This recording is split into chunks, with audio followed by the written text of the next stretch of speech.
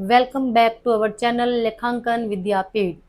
बेटा हम लोग आप लोगों के लिए लाए हैं लेखांकन विद्यापीठ नाम का एक चैनल, जो कि एक ऐसा प्लेटफॉर्म है जो आप लोगों को सारे subjects science, social science, maths, English एक ही चैनल के थ्रू प्रोवाइड कर रहा है। ठीक है, तो इसीलिए अब आप लोगों की क्या रिस्पॉन्सिबिलिटी बनती है बेटा कि जल्दी से जल्दी आप लोग हमारे चैनल को सब्सक्राइब कीजिए।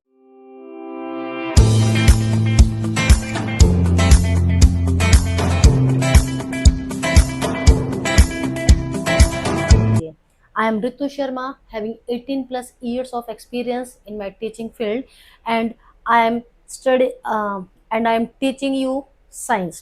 जैसा कि आप लोग जानते हैं कि अभी हम लोगों का बायो का जो फर्स्ट चैप्टर है दैट इज लाइफ प्रोसेस वो गोइंग ऑन है। इससे पहले भी हम लोग आपको 4 to 5 वीडियोस जो हैं वो इस चैप्टर की प्रोवाइड करवा चुके हैं बेटा। तो अभी हमारा जो चैप्टर है इसमें लास्ट 2 टॉपिक्स रिमेनिंग हैं जो कि बहुत ही ज़्यादा स्कोरिंग है। ये बेटा एक ऐसा चैप्टर है बायो का जो बायो का तो बेस है ही है, साथ साथ में ये एक स्कोरिंग चैप्टर है।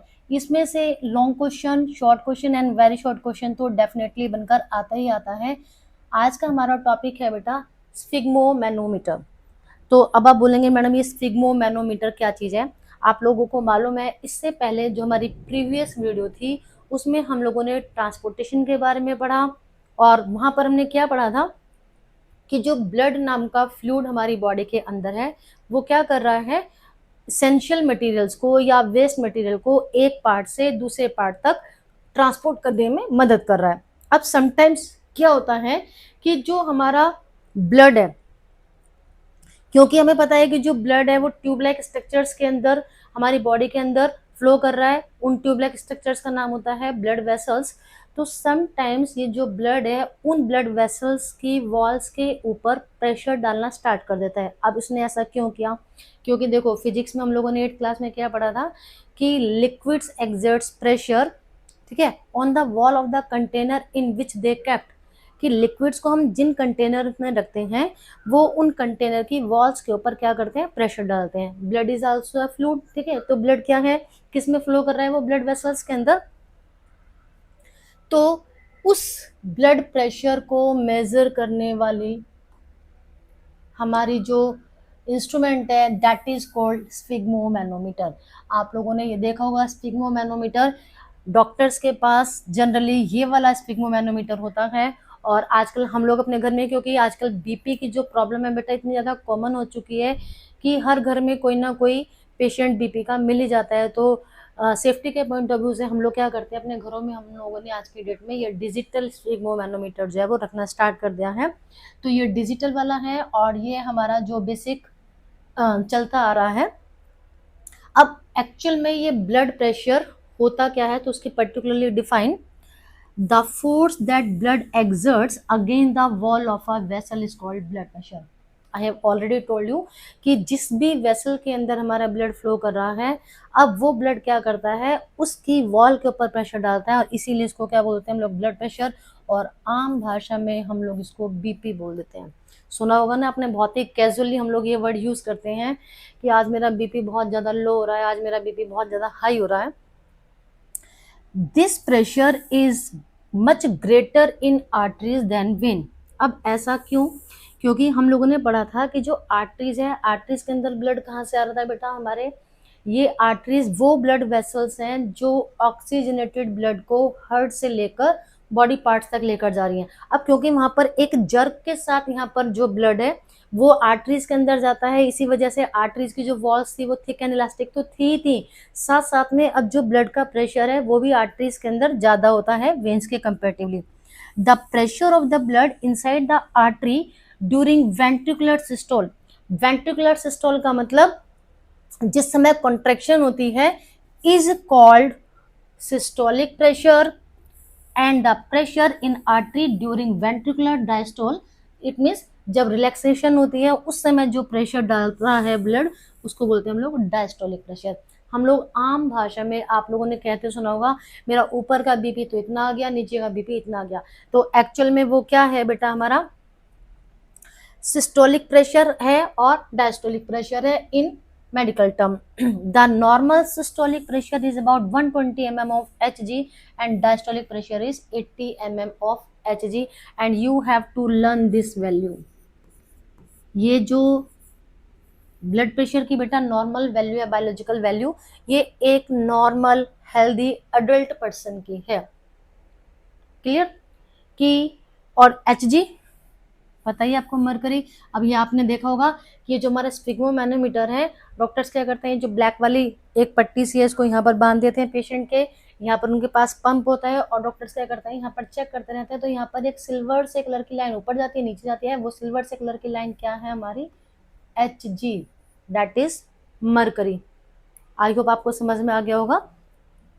मैं बेटा बार बार यही बात बोलती हूँ, अगर किसी भी बच्चे को कोई भी डाउट है तो आप लोग वो हमारे से पूछ सकते हो। अब बात आती है कि जो हमने ब्लड प्रेशर पढ़ा, हमने पढ़ा था कि जो ब्लड है वेसल्स के अंदर प्रेशर डाल रहा है। तो ब्लड वेसल्स क्या चीज़ है, वैसे तो मैंने आपको ऑलरेडी बता चुकी हूँ, एक बार दोबारा से रिकैप्चुलेट कर लेते हैं इस टॉपिक को, कि हमारा जो ब्लड है वो 3 तरीके की ट्यूब लाइक स्ट्रक्चर्स हैं बॉडी के अंदर, जिनको ब्लड वेसल्स बोला जाता है, उनके अंदर फ्लो करता है। Number 1 arteries, number 2 veins and number 3 होती है हमारी capillaries. These are the capillaries. ठीक है, तो यहाँ से बेटा आपका एक 3 मार्क का क्वेश्चन डेफिनेटली बनकर आता है। एक तो क्वेश्चन आता है कि what do mean by blood vessels, differentiate between them. ठीक है, या फिर स्पेसिफिकली नेम से आ जाता है कि आर्टरीज, वेन्स एंड कैपिलरीज में डिफरेंशिएट कीजिए, या फिर आर्टरीज के ऊपर अभी एक क्वेश्चन मैंने आपको बताया था कि why the walls of arteries are thick and elastic. तो पहले हम लोगों को इनका फंक्शन पढ़ना पड़ेगा कि आर्टरीज ऐसी ब्लड वेसल्स हैं carry blood away from the heart to different organs under high pressure. जो हमारा हार्ट है, सपोज हार्ट है, हार्ट के अंदर से जो ब्लड निकला, अब इसको बॉडी पार्ट्स तक लेकर जाने वाली जो हमारी ब्लड वेसल्स हैं उनका नाम है आर्टरीज। ठीक है जी। अब क्योंकि यहाँ पर ब्लड जब हार्ट से निकला तो उसमें प्रेशर ज्यादा था, जर्क के साथ निकला, इसीलिए जो हमारी आर्टरीज होती हैं इनकी वॉल्स हमारी थिक एंड इलास्टिक होती है। अब आप देखोगे कि हमारे हाथ में या रिस्ट के ऊपर, हम लोग तो आम भाषा में सबको नसें बोल देते हैं, यार देख मेरी नसें दिख रही हैं। हम देखते हैं कि यहाँ पर ग्रीन एंड वेन से वो ग्रीन एंड ब्लू कलर की हमारी यहाँ पर नसें दिख रही हैं, है ना, नसें बोलते हैं हम लोग आम लैंग्वेज में। तो यहाँ पर जो थिक वाली हैं वो है आर्टरीज, और जो ब्लू कलर वाली, जो ग्रीन कलर की थिक है वो आर्टरीज, जो ब्लू कलर वाली हैं वो होती है हमारी वेन्स। अब बात आती है, अब मैंने अभी आपको बताया था कि इसमें ब्लड जो है हाई प्रेशर के साथ फ्लो कर रहा है, so they have thick and elastic wall. Very important topic this is, question जरूर यहाँ से फ्रेम होकर आता है बोर्ड के एग्जाम में। बात आती है सेकंड टाइप की ब्लड वेसल की बेटा। Veins collect blood from various organs and bring it back to the heart. ये ऐसी ब्लड वेसल्स हैं जो बॉडी पार्ट से डीऑक्सीजनेटेड, मीन्स ऐसा ब्लड जिसके अंदर कार्बन डाइऑक्साइड मिली हुई है, कार्बन डाइऑक्साइड रिच ब्लड भी बोल सकते हैं, उसको बॉडी पार्ट से लेकर वापस हार्ट में छोड़ने का काम करती हैं।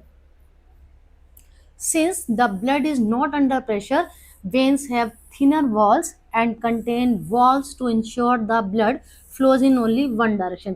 अब ये जो हमारी वेन्स हैं, ये तो हमें समझ में आ गया कि यहाँ पर प्रेशर बहुत ज़्यादा नहीं है, इसलिए यहाँ पर कोई थिक वॉल्स की हमें जरूरत भी नहीं है। बट क्योंकि ये बॉडी पार्ट से डीऑक्सीजनेटेड ब्लड को लेकर हार्ट तक पहुंचाने का काम कर रहे हैं, तो ये जो डीऑक्सीजनेटेड ब्लड है कहीं वापस से बैकफ्लो ना मार जाए जी, इसीलिए वहां पर क्या पाए जाते हैं, walls, like auricles and ventricles में हम लोगों ने पढ़ा था। When an artery reaches an organ, it divides into smaller vessels that eventually form capillaries. अब थर्ड टाइप की जो हमारे ब्लड वेसल्स हैं उनको बोला जाता है capillary.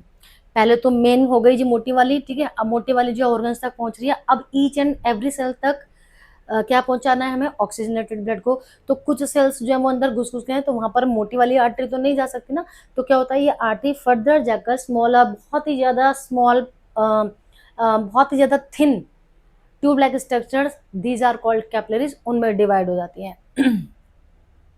Extremely thin, one cell thick vessels where the exchange of materials like oxygen and nutrients within the body cells take place। तो कुल मिलाकर आप लोग ये बोल सकते हो कि जो कैपिलरीज हैं वो एक असिस्टेंट का काम कर रही हैं, वो आर्टरी की भी हेल्प कर रही है और वो वेन की भी हेल्प कर रही है।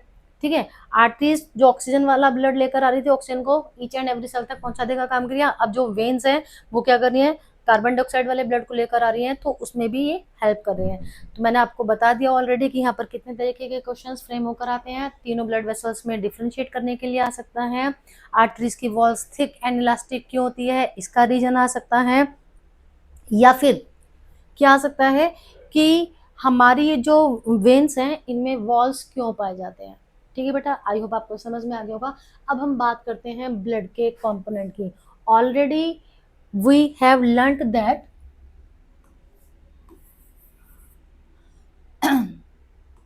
ब्लड के जो कंपोनेंट है 9th क्लास में भी आप लोगों ने पढ़ा था।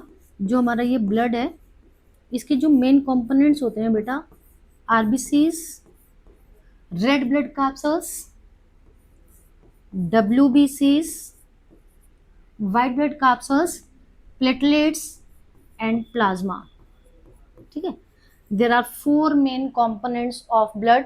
इन तीनों के बारे में ऑलरेडी हम लोग पढ़कर आ चुके हैं, एक बार मैं दोबारा से आपको थोड़ा रफली बता देती हूँ। आरबीसीज जो है वो हमारी बोन मैरो में डेवलप होती हैं। इनके अंदर होता है हीमोग्लोबिन जो कि ऑक्सीजन को लेकर जाने का काम करता है। WBC, ये WBC क्या करती हैं, अगर बाहर से कोई फॉरेन पैथोजन हमारे इम्यून सिस्टम पर आकर अटैक करता है, हमारी बॉडी पर अटैक करता है, तो उसके अगेंस्ट से एंटीबॉडीज डेवलप करती हैं। That's why these are also known as soldiers of our body. And the next plasma, इसकी वजह से जो हमारा ब्लड है वो फ्लूइड स्टेट में पाया जाता है। अब बात आती है प्लेटलेट्स की। अब आप लोगों ने देखो बहुत ही कॉमनली प्लेटलेट्स वर्ड के बारे में सुन रखा है। ये प्लेटलेट्स क्या काम करते हैं? प्लेटलेट्स का काम है बेटा हमारे ब्लड को क्लोटिंग करना, ब्लड को क्लोट बनाना। मतलब कि जैसे कि आप लोगों ने देखा है कि समटाइम्स क्या होता है कि अगर मैं आपके चाइल्डहुड की बात करूं तो कोई छोटा बच्चा जो है जब चलना सीखता है या प्लेग्राउंड में खेल रहा है, दौड़ रहा है, भाग रहा है, तो सो मैनी टाइम्स वो गिर जाता है ना, और हमें छोटी मोटी इंजरी लगती रहती है। लेकिन ऐसा तो नहीं है कि छोटी सी खरोच आ गई तो हम डॉक्टर के चले गए, नहीं जी। हम क्या देखते हैं कि थोड़ा सा ब्लड आया, ठीक है, और कुछ टाइम बाद वो ब्लड वहीं का वहीं जम गया। नोटिस किया ना सबने?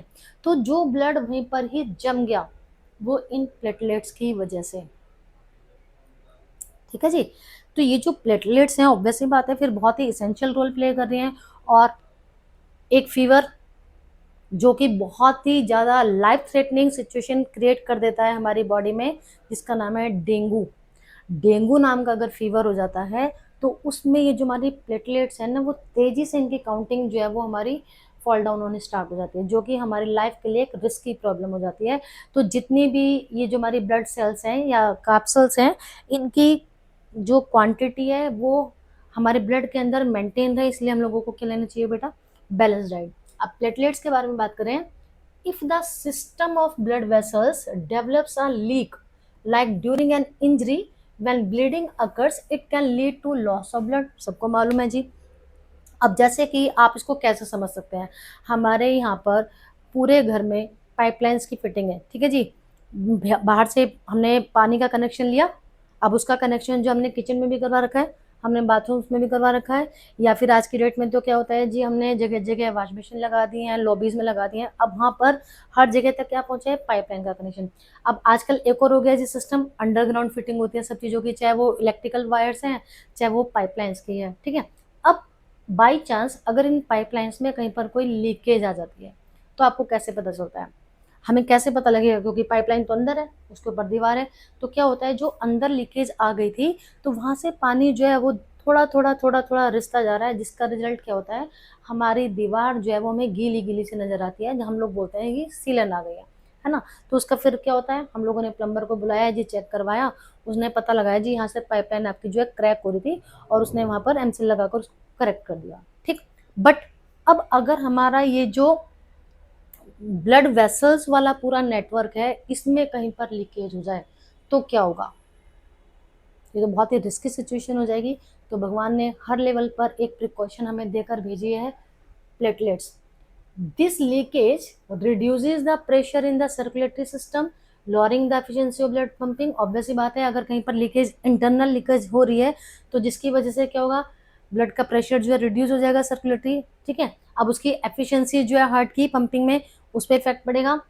To prevent this, platelet cell in the blood help form clots in the injury at the injury site, plugging the leaks and minimizing blood loss.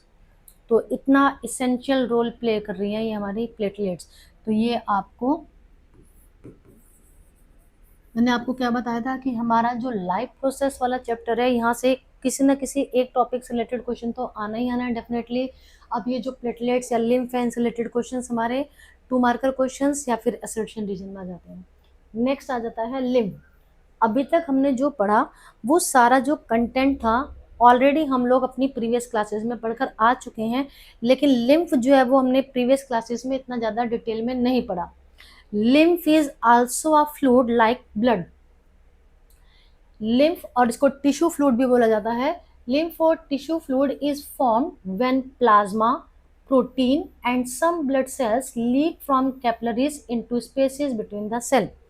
जिस समय कभी कैपिलरीज, अभी मैंने आपको बताया था कैपिलरीज जो है हमारी वेन्स और आर्टरीज दोनों के असिस्टेंट की तरह से रोल प्ले करती हैं। तो समटाइम इन कैपिलरीज से अगर थोड़ी बहुत लीकेज हो गई है और उस लीकेज में ब्लड के अंदर से थोड़ा बहुत प्लाज्मा, प्रोटीन और कुछ ब्लड सेल्स जो है वो बाहर आ जाती हैं, तो ये मिलकर क्या बना लेते हैं बेटा, हमारा टिश्यू फ्लूइड। जो ये फ्लूइड है अब इसका नाम हो जाता है या तो टिश्यू फ्लूइड या फिर इसको पर्टिकुलरली एक नेम दिया गया है, that is lymph. It is similar to blood plasma, but it is colorless and has less protein. ये अब दोनों का डिफरेंस है किस किस में जी, कि हमारा प्लाज्मा और लिम्फ, इन दोनों में, क्योंकि मैंने आपको बताया था कि प्लाज्मा जो है वो भी एक फ्लूइड है, लिम्फ जो है ये भी एक फ्लूइड है, तो how can we differentiate between them. तो जो हमारा प्लाज्मा है वो आपको पता है वो येलो से कलर का होता है, जबकि जो लिम्फ है हमारा, दिस इज कलरलेस, और इसके अंदर जो प्रोटीन का अमाउंट है वो प्लाज्मा के कंपेरेटिवली काफी कम होता है। Lymph is collected by lymphatic capillaries which join to form larger vessels that eventually drain into veins. अब देखो ये आपको लर्न करना पड़ेगा। आर्टरीज आगे जाकर डिवाइड हो रही थी thin walls tube like structures में, उनको नाम दिया गया था कैपिलरीज। अभी जो कैपिलरीज हैं जो लिम्फ को कलेक्ट करके लेकर जा रही है उनको लिम्फेटिक कैपिलरीज बोला जाता है, जो आगे जाकर ब्लड वेसल्स बड़ी वाली को में जुड़ जाती है और आगे जाकर वो किसमें कनेक्ट होती है, वेन्स में, क्योंकि वेन्स ही हमारी वो वाली ब्लड वेसल्स हैं जो बॉडी पार्ट से चीजों को लेकर जा रही है और हार्ट तक छोड़ने का काम कर रही है।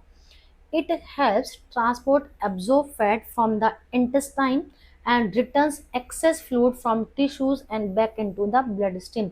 This is the main role of lymph.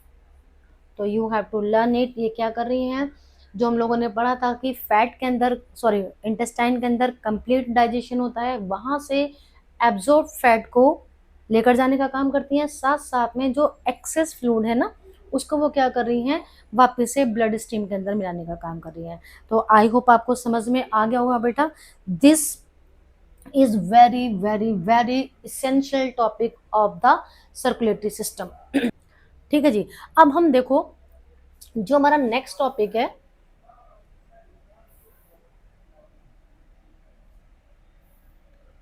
Next topic is transportation in plant.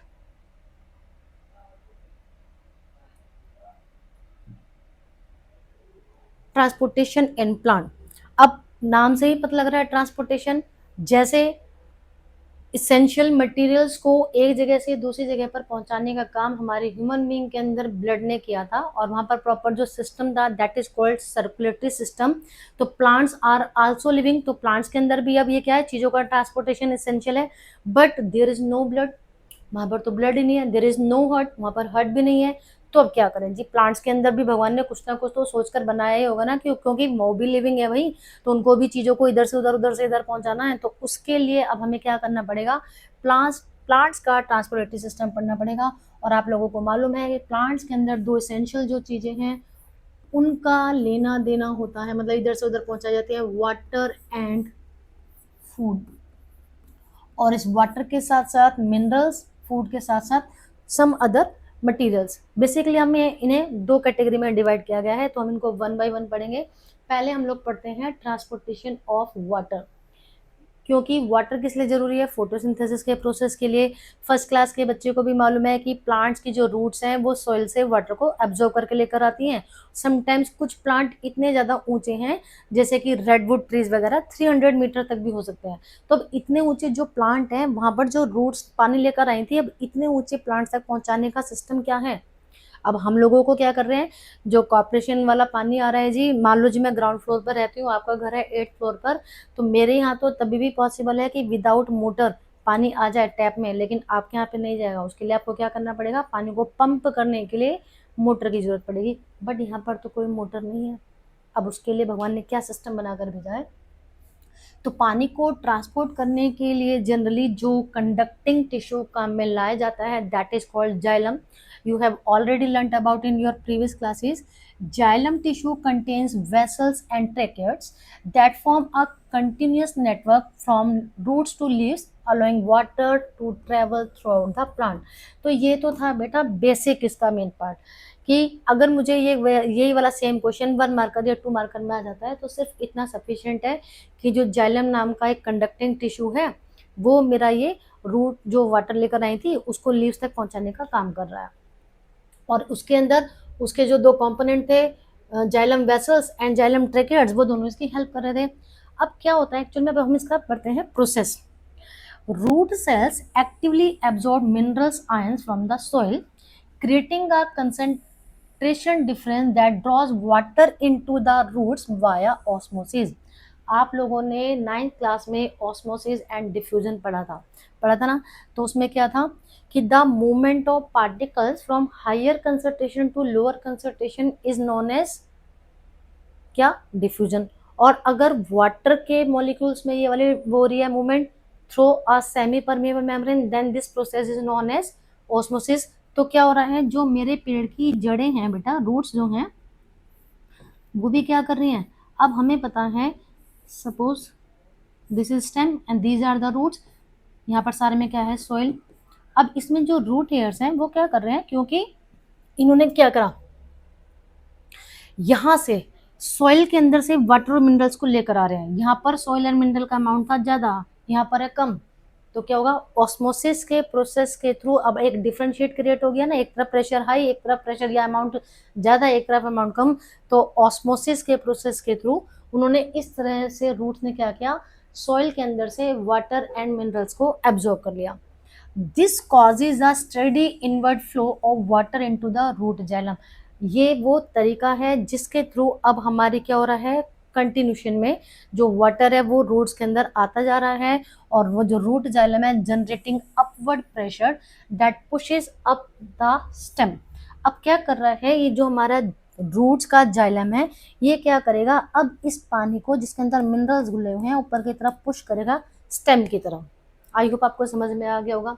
अब क्या होगा जी, during the day water evaporates from the leaf surface. हम लोगों ने ऑलरेडी पढ़ रखा है ट्रांसपिरेशन। क्या पढ़ा था बेटा हम लोगों ने, कि जो प्लांट की लीव होती हैं इनकी सरफेस के ऊपर माइन्यूट होल्स पाए जाते हैं जो हमें नेक्ड आई से नजर नहीं आते। इन माइन्यूट होल्स का नाम था स्टोमेटा। पढ़ा था ना हमने फोटोसिंथेसिस वाले कॉन्सेप्ट में। स्टोमेटा के 2 मेन फंक्शन थे, exchange of gases and transpiration. तो वही ट्रांसपिरेशन का प्रोसेस यहाँ पर होता है, ये देखो मैंने यहाँ पे मेंशन भी किया है, creating a suction force that pools water upward from the xylem, a process called transpiration. अब ट्रांसपिरेशन के प्रोसेस के थ्रू सनलाइट की वजह से जो पानी था वो वेपर के फॉर्म में ऊपर जा रहा है, मतलब कि वाटर का लॉस हो रहा है in the form of vapour through the leaves of a plant. This process is known as transpiration. तो जिसकी वजह से क्या होगा, अब हमारा ये जो मेरा प्लांट था इसके अंदर अब क्या हो गया जी, एक सक्शन प्रेशर, सक्शन का मतलब एक ऊपर की तरफ सक करने वाला जो प्रेशर है वो जनरेट हो गया। ठीक उसी तरह से आप लोगों ने क्या किया है बेटा, आप लोगों ने जूस, मैंगो शेक या कोई भी शेक जरूर पिए है ना, और स्ट्रॉ से पिए थे हम लोग। तो हम क्या देखते हैं कि स्टार्टिंग में तो मुझे बिल्कुल भी फोर्स लगाने की जरूरत नहीं पड़ रही, लेकिन जब मेरा जो लिक्विड है वो बॉटम में रह जाता है तो आप लोग उसको ऊपर की तरफ सक करते हो, सक्शन पुल एक जनरेट करते हो ताकि जो मेरा नीचे का लिक्विड है वो ऊपर की तरफ पहुंच जाए। तो सेम प्रोसेस और ये जो सक्शन पुल है वो किसकी वजह से जनरेट हुआ बेटा, मेरा ट्रांसपिरेशन के प्रोसेस के। देखो सारी चीजें कितनी इंटरकनेक्टेड है। अगर मुझे ट्रांसपिरेशन नहीं समझ में आता तो मुझे ये सब चीजें समझ में नहीं आती, है ना।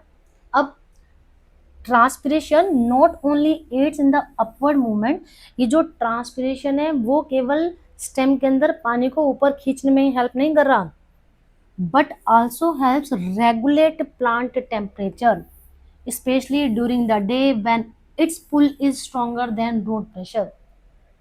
जैसा कि हम लोगों ने 9th क्लास के फर्स्ट चैप्टर में पढ़ा था इवापोरेशन, कि जहाँ कहीं पर भी इवापोरेशन होता है वहाँ पर कूलिंग हो जाती है, ठीक है। तो ट्रांसपिरेशन भी क्योंकि प्लांट्स की बॉडी में से हो रहा है, एक तरीके का इवापोरेशन ही है, तो उसके बाद यहाँ पर क्या हो जाएगा, कूलिंग। तो जिसकी वजह से क्या होगा कि जो प्लांट हैं वो अपना टेम्परेचर जो है वो मेंटेन कर पाते हैं। आई होप आपको इतना समझ में आ गया है। तो ये तो था बेटा हमारा कि किस तरह से हमने ये पढ़ा कि जो प्लांट्स हैं उनके अंदर हमारा वाटर ट्रांसपोर्ट हो रहा है। अब बात आती है transportation of food and other substances, this process is known as translocation. तो सबसे पहले तो आपको ये लर्न करना है, यहाँ से बेटा 2 मार्क का क्वेश्चन बन गया, what is the difference between transpiration and translocation.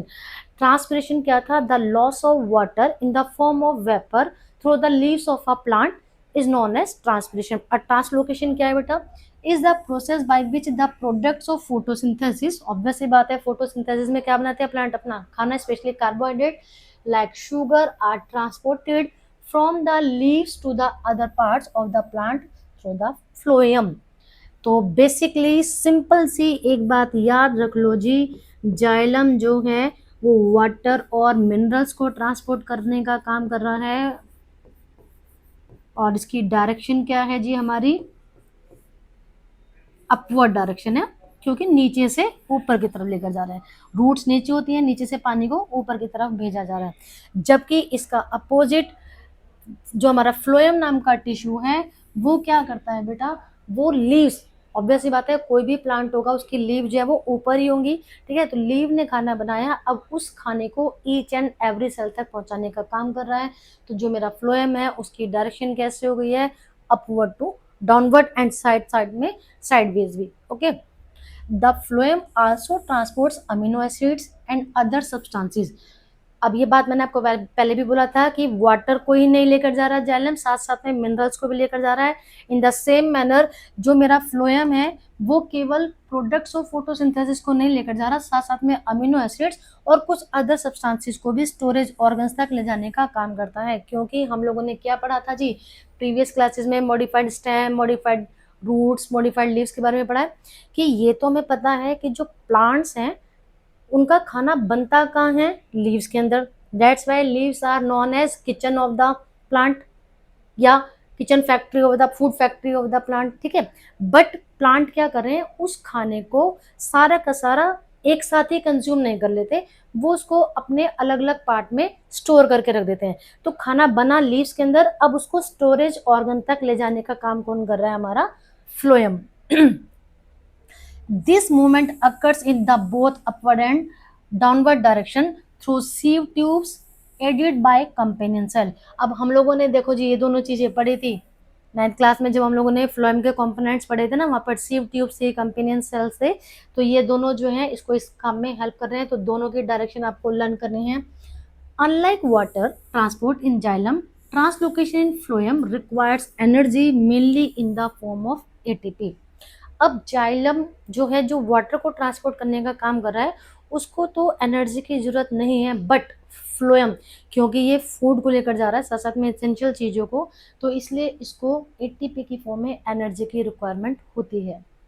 Energy is use to actively load sucrose into phloem cells increasing their osmotic pressure and causing water to enter, ठीक है जी। देखो सारी चीजें इंटरकनेक्टेड है। अब एनर्जी और किसके अलावा चाहिए जी, energy is use to actively load sucrose, जो फ्लोएम सेल है उनके अंदर सुक्रोज का लेवल जो है बढ़ जाएगा, जिसकी वजह से क्या होगा, ऑस्मोटिक प्रेशर जनरेट हो जाएगा, बढ़ जाएगा, और फिर क्या होगा, वाटर वहां पर अंदर एंटर कर जाएगा। The resulting pressure difference helps move the food materials. अब इसकी वजह से क्या होगा, जिस जिस जगह पर फूड की जरूरत है, क्योंकि वहां पर क्या हो चुकी है, लोअर कंसंट्रेशन, तो जहां पर इसकी ज्यादा क्वांटिटी थी, जहां पर ज्यादा कंसंट्रेशन थी, वहां से क्या होगा, जो हमारा फूड है उस पार्ट तक पहुंच जाएगा। तो बेटा ये था हमारा ट्रांसपोर्टेशन का सिस्टम। जब ये वाला ट्रांसपोर्टेशन का सिस्टम ह्यूमन बींग्स में था तो इसके दो नाम थे, सर्कुलेटरी सिस्टम भी था, और हम लोगों ने क्या पढ़ा था कि ह्यूमन बींग के अंदर डबल सर्कुलेटरी सिस्टम पाया जाता है, जबकि फिशेस मतलब कि पाइसेस उनके अंदर सिंगल सर्कुलेटरी सिस्टम पाया जाता है। मैंने आप दोनों का रीजन बताया है, और ये बोर्ड के एग्जाम्स के लिए एक इम्पोर्टेंट टॉपिक है। And this is the transportation in plants. तो अगर आपको ट्रांसपोर्टेशन इन प्लांट्स रिलेटेड कोई भी क्वेश्चन बेटा आ जाता है, तो आपको ये जो ट्री वाला डायग्राम मैंने आपको बनाकर दिखाया था ना, और इसमें आपको एरो का साइन बनाने, एरो किधर से किधर की तरफ जा रहे हैं, ये सॉइल थी मेरी, जब वाटर जा रहा है तो वो इधर की तरफ है, ऑब्वियस सी बात है, एरो का साइन इधर बनाओगे, वो इधर से ट्रांसपिरेशन की प्रोसेस से पानी गया। अगर आप विद डायग्राम आंसर देते हो तो आपको फुल मार्क्स मिलते हैं, मतलब कि एग्जामिनर अच्छा इंप्रेस हो जाता है। आई होप आपको समझ में आ गया होगा। अब इस चैप्टर का बेटा हमारा सिर्फ एक लास्ट टॉपिक बचता है, दैट इज एक्सक्रीशन। तो excretion in animals, specially in human beings, and excretion in plants we will study in our next video. I hope आपको समझ में आया होगा। वीडियो को लाइक एंड शेयर करना है, और साथ में चैनल को सब्सक्राइब करना है। ओके बेटा, तो नेक्स्ट मिलते हैं नेक्स्ट वीडियो में, तब तक के लिए टेक केयर।